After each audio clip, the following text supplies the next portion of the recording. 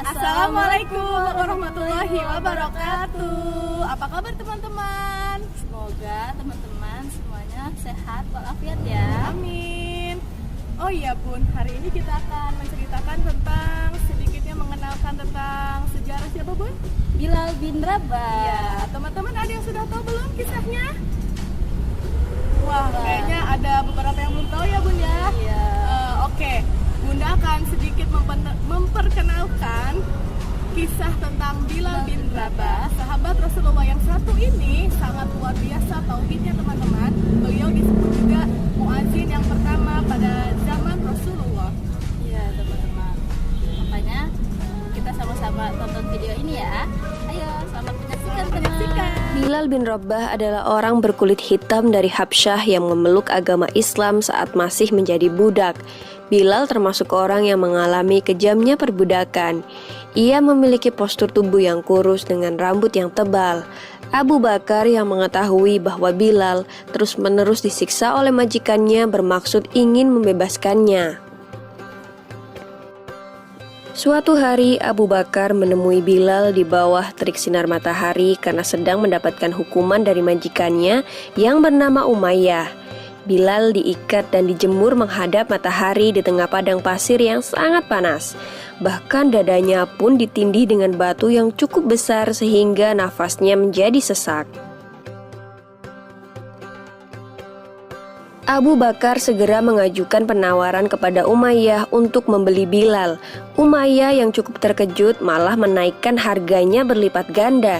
Ia mengira bahwa Abu Bakar tidak akan sudi untuk membayar mahal demi budak seperti Bilal. Namun ternyata Abu Bakar bersedia. Umayyah menerima 9 ukiyah emas untuk ditukarkan dengan Bilal.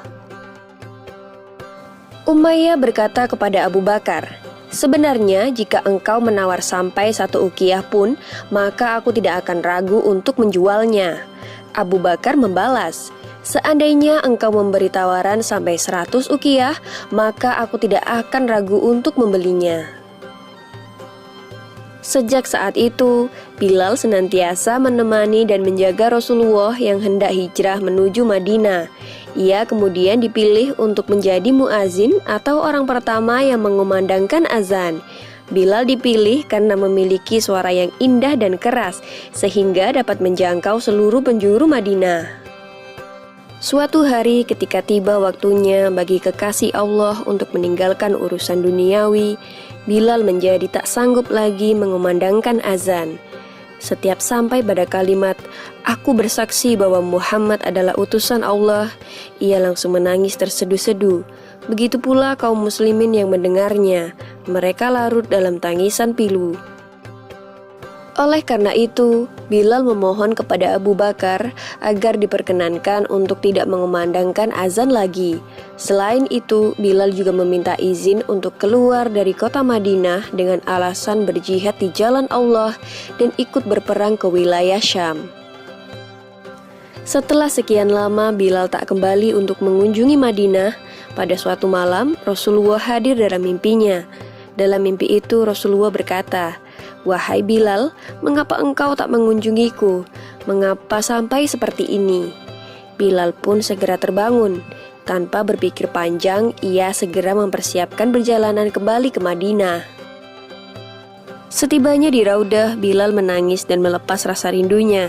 Di tengah tangisnya itu, nampak 2 cucu Rasulullah yaitu Hasan dan Husain datang mendekatinya. Dengan mata berlinang, Bilal yang kian beranjak tua segera memeluk kedua anak lelaki tersebut. Husain berkata kepada Bilal, "Paman, maukah engkau sekali saja mengumandangkan azan untuk kami? Kami ingin mengenang kakek." Pada saat yang bersamaan, Umar bin Khattab juga sedang melihat pemandangan yang mengharukan itu. Ia pun turut memohon kepada Bilal agar ia mau mengumandangkan azan lagi. Setelah berpikir sejenak, akhirnya Bilal memenuhi permintaan mereka. Saat waktu sholat tiba, Bilal naik ke tempat di mana ia dahulu biasa mengumandangkan azan.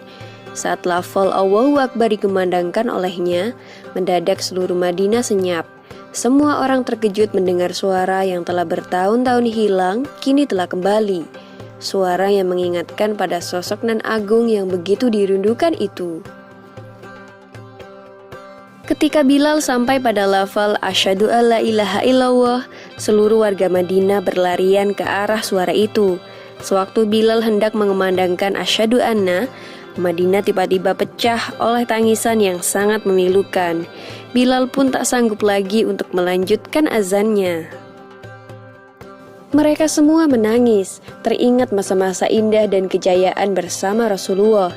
Di antara mereka, Umar bin Khattablah yang paling keras tangisannya. Di atas Menara Nabawi, Bilal mulai beranjak turun dan wajahnya dipenuhi oleh air mata yang berderai. Itulah azan pertama dan terakhir bagi Bilal setelah Rasulullah wafat. Bilal wafat pada tahun 20 Hijriah di Damaskus saat ia berusia sekitar 60 tahun. Demikian kisah Bilal bin Rabah dan azan terakhir di Madinah. Semoga kisah ini dapat menambah iman kita semua. Amin ya robbal alamin. Nah teman-teman, tadi kita sudah menyaksikan kisah tentang Bilal bin Rabah, salah satu sahabat Nabi Muhammad yang memiliki tauhid yang kuat dan pemberani. Nah, Bunda yakin teman-teman sudah bisa mengambil pelajaran dari kisah yang tadi teman-teman tonton. Bilal bin Rabah orang yang sangat beriman dan juga pemberani. Sampai jumpa di sekolah teman-teman. Terima kasih sudah menyaksikan video Bunda.